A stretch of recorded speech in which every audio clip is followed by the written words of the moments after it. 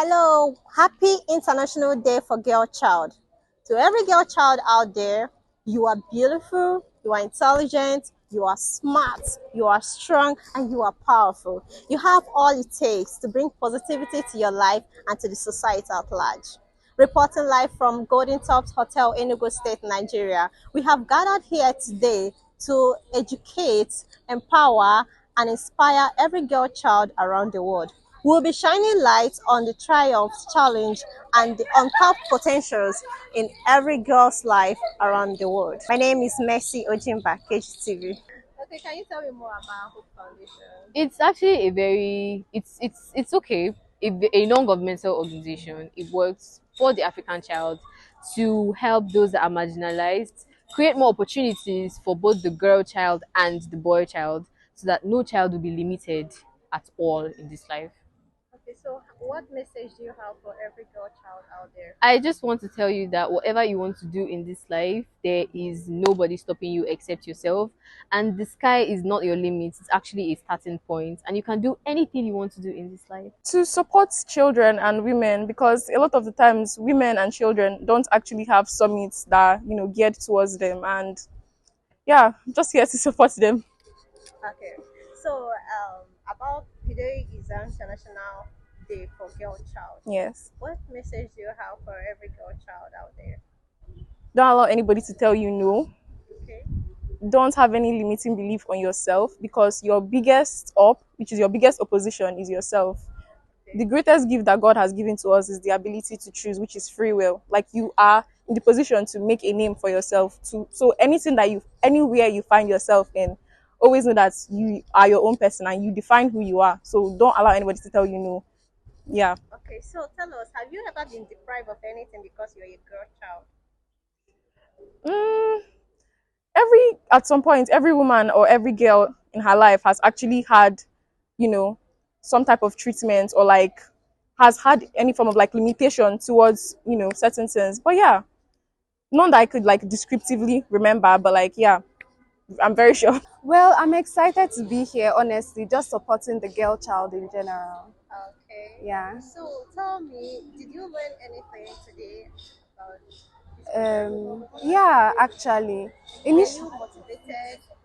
Yeah, I was. Yes, I was. Tell us about it. Okay, well, I was motivated to, just show up for the girl child one way or the other, because seeing all these women come out right here, come out from their jobs, come out from whatever they are doing to come and support the girl child today was motivating. So I learned that in any way that you could show up for a girl child, you should. Okay. Yeah. So, as a girl child, have you been deprived of anything because of your gender?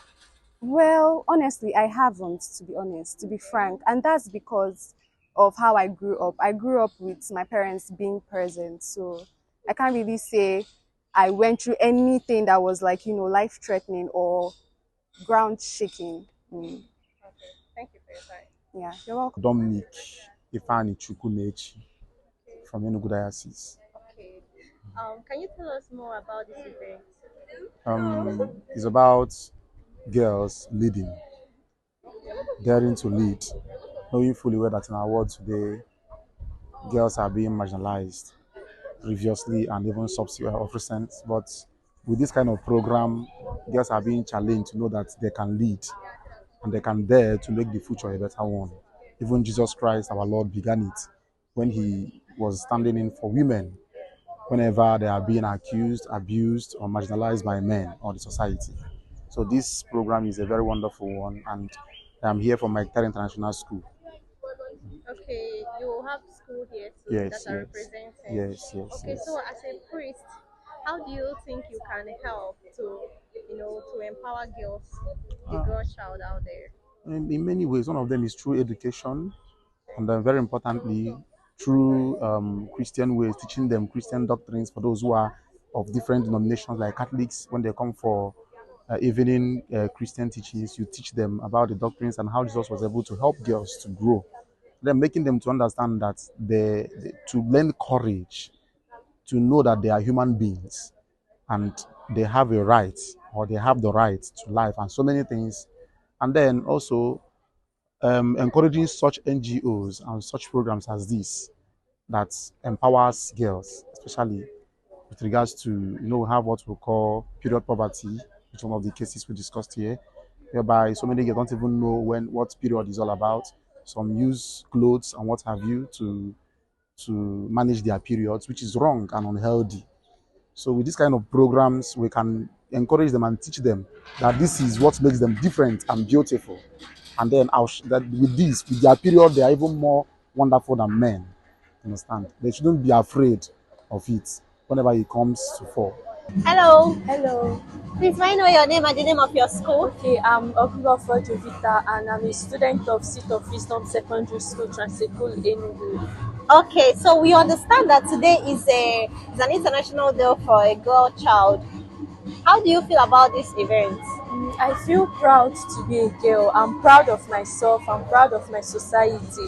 And to the girls out there, I want to tell them that the future belongs to us. The future belongs to them. And it's our turn to take on the world. It's our turn to be the next Elon Musk. It's our turn to become those things.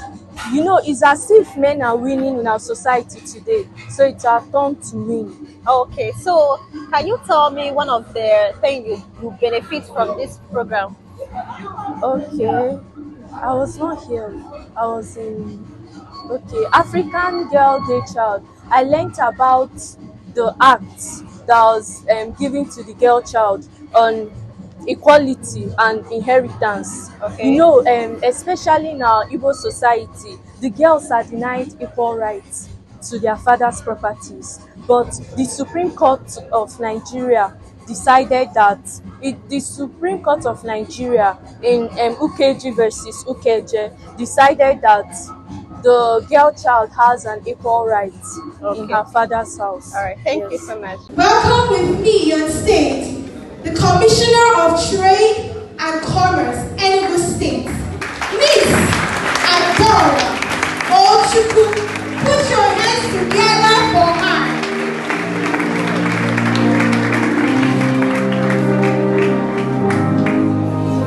Thank you very much. Good morning, distinguished ladies and gentlemen. I'm happy to be here, and I'm also honored to be speaking on such an important topic, and that is putting girls and children with disabilities first through inclusive education and opportunities. Before I start, I would like to commend the Hope for African Children for the incredible work they're doing in ensuring that girls and children with disabilities are not left behind. We tend to take some of these things for granted, right?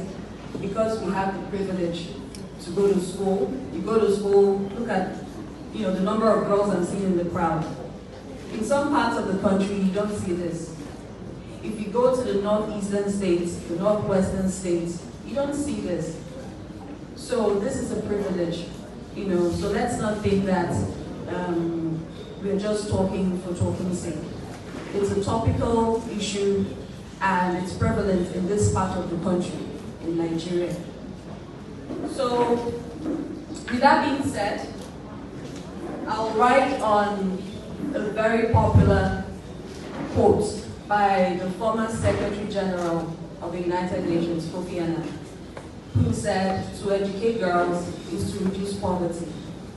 And essentially what this means is that if we ever want to stand a chance in developing our country, our state, we must train the girl child. We must give children with disability access to formal education. And that's when we can create a just and equitable society for everyone. People don't know this. A lot of people don't know this, and it's just maybe out of sheer ignorance. But every single child has a right, fundamental right, to good quality education. No one is doing you any favors by sending you to school. It's a fundamental right. And that's also applicable to girls, it's applicable to children with disabilities. This fundamental right is codified in many legislations, in many agendas, United Nations agendas, the SDG goals, SDG 4, we all know that. But just for ease of reference, the SDG 4 seeks to ensure inclusive and equitable quality education and promotes lifelong learning for all. However, and unfortunately, this is not the case, like I said before, with girls in some parts of this country and with children with disabilities. In Nigeria alone, we have over 18 million children that are out of school. That's alarming. Over 18 million children are out of school. They don't have the privilege you have today.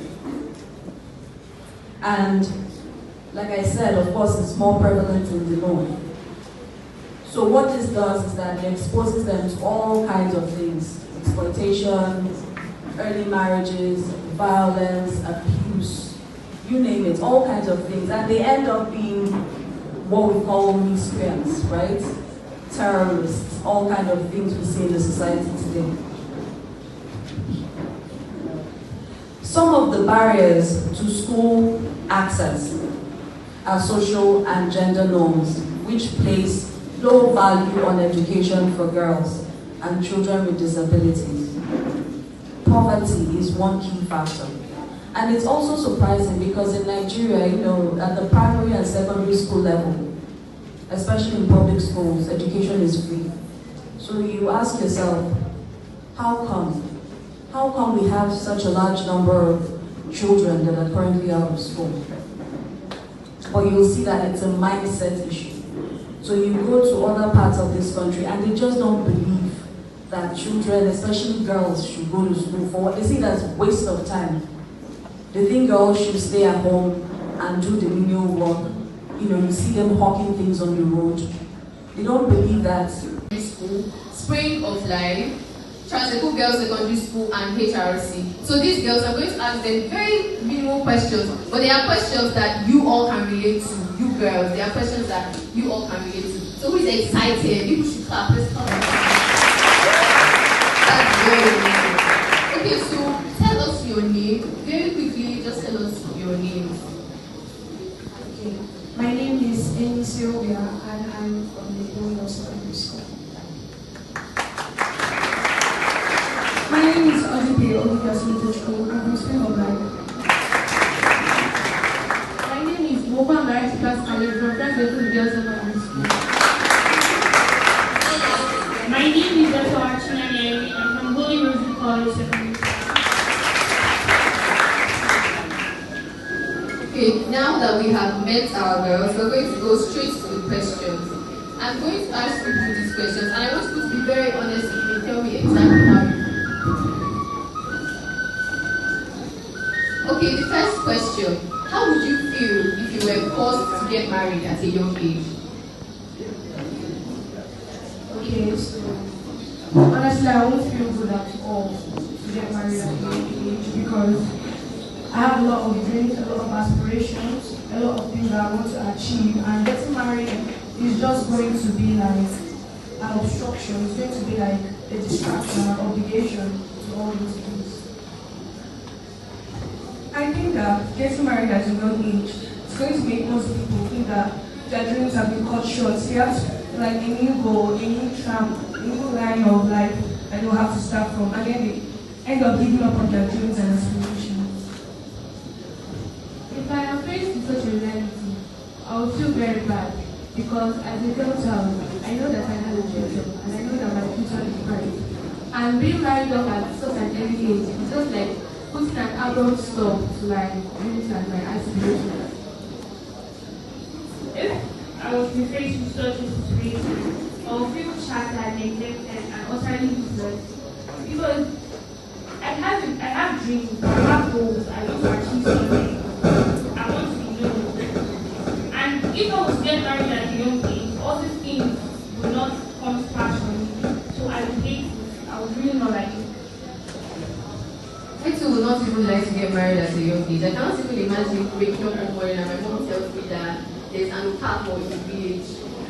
One man say Okafor, and I should pack my things and go to his house.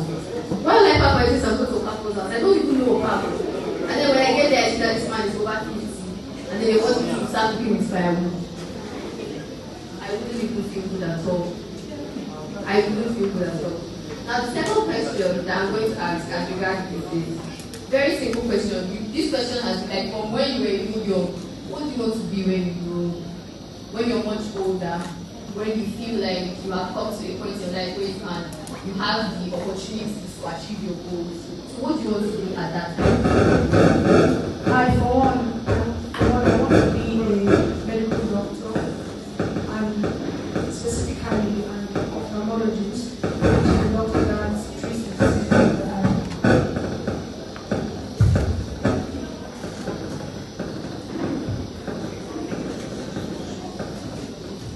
I'd like to be a lawyer that kind of.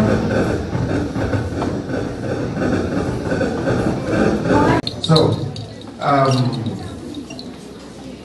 having said this, I would like to officially unveil the Barha Project by Hope, an initiative and a campaign led by girls themselves, aimed at ensuring that every girl has access to sanitary pads in school when they need it. Come on, put your hands together.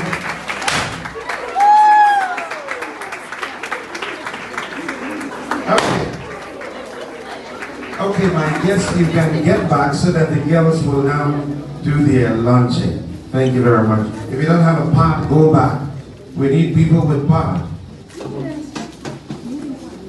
Okay, so the girls should spread. If you don't have a pot, go and get it.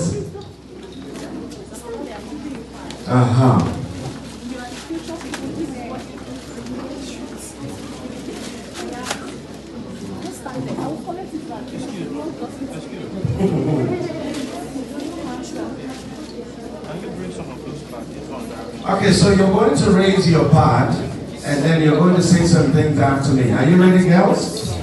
Are you ready, girls? Are you ready, girls? Yes. No, you're sounding like you don't know what we're doing. Are you ready, girls? Yes. Yes, we need your voice. Okay, so you're going to say after me, dear Nigerian leaders. Dear Nigerian leaders. We need pads. We need pads. Provided in schools. Provided in schools. To keep girls. To keep girls. Learning. Learning. And not miss class. And not miss class. Because of their period. Because of their period. Please. Listen to us. Listen to us. And support Girls Agency. And support Girls Agency. Education. Education. And leadership. And leadership. Thank you. Thank you. Who rules the world? Girls! Okay, you can go back. Thank you very much. The outside world. Take for instance, during career day, a girl says to her classmate, I want to be an astronaut. Her classmate responds, but why? You could just marry one and have the whole universe of your own. This highlights the stereotype that girls should rely on marriage for success rather than pursuing their dreams. Or when a girl complains to her classmate, that she's doing church rather than studying, her classmate responds, don't worry, relax, you are just being prepared for life. In the future, you can multitask like a pro, cooking while explaining quantum physics to your kids. This highlights the unrealistic expectations placed on girls to excel in both domestic roles and academic pursuits. Education is a major problem which the girl child faces in Africa because many communities advance your knowledge about one of the major problems facing the girl child, which is early child marriage. Early child marriage can be known as a formal marriage or informal union between a child under the age of 18 and an adult or another child. There are significant challenges faced by so many girls around the globe, which affect over 650 million girls around the globe, according to UNICEF estimation. How can you tell a little girl like me, little girl like yourself, to go into child marriage? What will that man offer to me? What can he give to me? Nothing, rather than sexual abuse, child abuse, early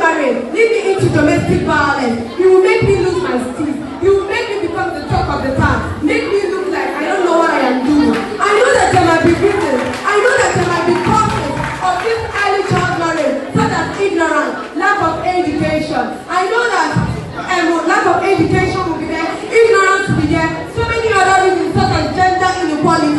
But we should not forget that there are solutions to this early child marriage, such as education, empowering information, skills and social networks, giving awareness, building your self-esteem, believe in yourself, have confidence in yourself, trust in yourself. Although you are a proud girl child, you need to know that you can do anything. When you set your mind to it, when you believe in yourself, when you make a determination, you can do it. When you know your right, when you stand on your ground, you can resist this early child marriage, whether it comes from your parents, whether it comes from your friends. Resist intimidation. You can be able to do anything when you set your mind to it. Thanks. In conclusion, I am a girl child. I deserve to be honored. I deserve everything that God has given to me. The uniqueness that God bestowed on me. I deserve to utilize my potentials. I am not limited by any barrier or any condition. Thank you. Important one is education. Education, as we all know, is the cornerstone for girls' empowerment, social mobility, and personal growth. However, for millions of girls in Nigeria, access to education remains an unattainable dream. Limited access to education is a pervasive issue that perpetuates gender inequality, hinders personal growth, and limits the opportunity for the girl child. Poverty is a significant barrier to education, as families struggle to afford food, fees, and materials. In Nigeria, 40% of the population lives below the poverty line.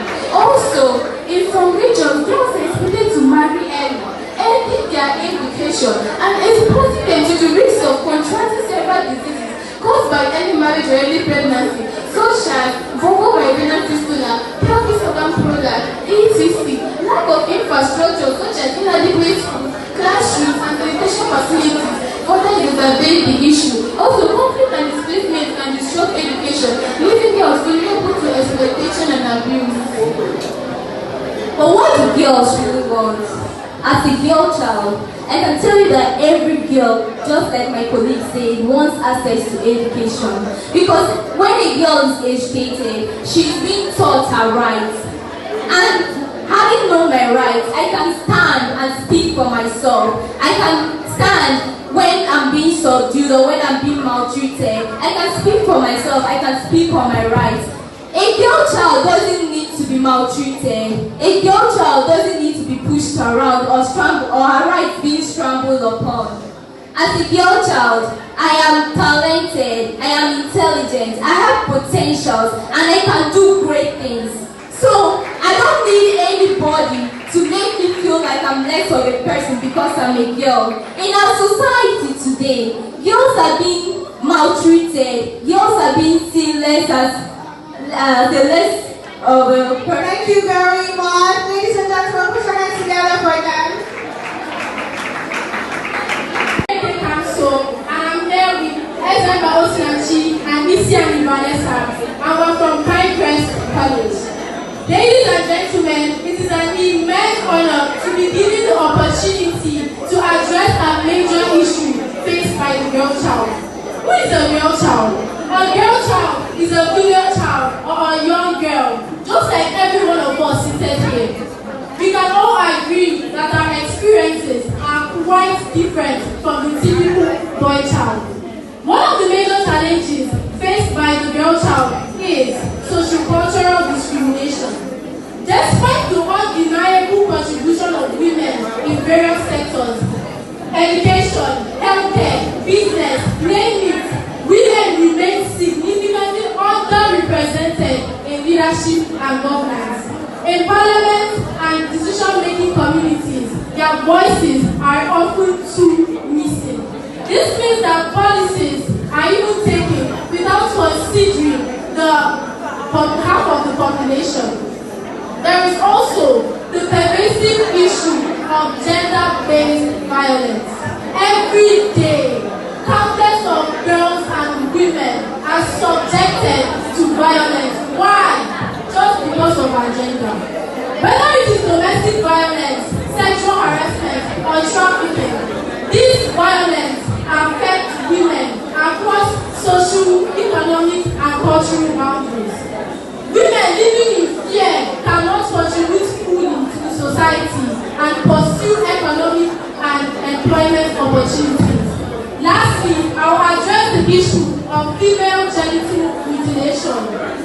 FGM is not just a violation to a woman's bodily integrity, but also has severe physical and psychological consequences, including chronic pain, infections,